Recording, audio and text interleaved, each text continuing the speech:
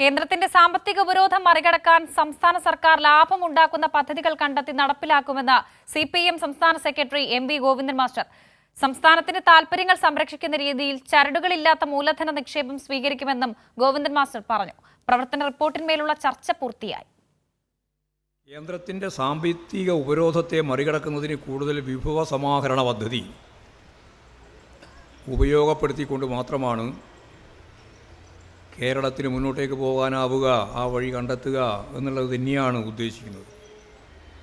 പൊതുവായ സമ്പദ്ഘടനയുടെ അതിൻ്റെ പശ്ചാത്തലത്തിൽ നിന്നുകൊണ്ട് മാത്രമേ ക്ഷേമ പ്രവർത്തനങ്ങൾ ഉൾപ്പെടെയുള്ള ജനക്ഷേമ കാര്യങ്ങളും പൊതുവികസനവും നേടാൻ നമുക്ക് സാധിക്കുകയുള്ളൂ. സ്വാഭാവികമായും വിഭവ സമാഹരണം കൂട്ടണം എന്നുള്ളതാണ് അതിലേറ്റവും പ്രധാനപ്പെട്ട കാര്യം. സംസ്ഥാന സർക്കാരിന്റെ വികസന പ്രവർത്തനങ്ങൾ ജനങ്ങളിലേക്ക് എത്തിക്കാൻ പ്രത്യേക ശ്രദ്ധ പുലർത്തണമെന്ന് പ്രവർത്തന റിപ്പോർട്ടിന്മേലുള്ള ചർച്ചയിൽ പ്രതിനിധികൾ ആവശ്യപ്പെട്ടു. കേരള രാഷ്ട്രീയത്തിലെ UDF BJP കൂട്ടുകെട്ട് തുറന്നുകാട്ടുന്നതിന് ശക്തമായ പ്രവർത്തനം ആവശ്യമാണെന്നും പ്രതിനിധികൾ ചൂണ്ടിക്കാട്ടിയതായി എം.വി. ഗോവിന്ദൻ മാസ്റ്റർ പറഞ്ഞു. കേന്ദ്രത്തിന്റെ സാമ്പത്തിക ഉപരോധം മറികടക്കാൻ സംസ്ഥാന സർക്കാർ ലാഭമുണ്ടാക്കുന്ന പദ്ധതികൾ കണ്ടെത്തി നടപ്പിലാക്കും.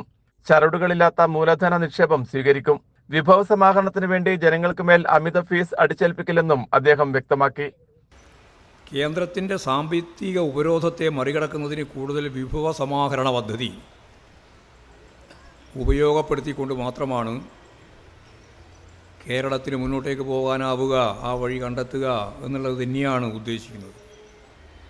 പൊതുവായ സമ്പദ്ഘടനയുടെ അതിൻ്റെ പശ്ചാത്തലത്തിൽ നിന്നുകൊണ്ട് മാത്രമേ ക്ഷേമ പ്രവർത്തനങ്ങൾ ഉൾപ്പെടെയുള്ള ജനക്ഷേമ കാര്യങ്ങളും പൊതുവികസനവും നേടാൻ നമുക്ക് സാധിക്കുകയുള്ളൂ.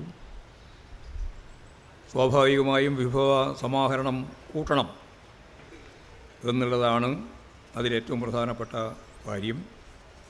12 വനിതകൾ ഉൾപ്പെടെ 47 പ്രതിനിധികൾ ചർച്ചയിൽ പങ്കെടുത്തു. ചർച്ചകൾക്ക് ശനിയാഴ്ച വൈകിട്ട് സംസ്ഥാന സെക്രട്ടറി മറുപടി പറയും. കൈരളി ന്യൂസ്, കൊല്ലം.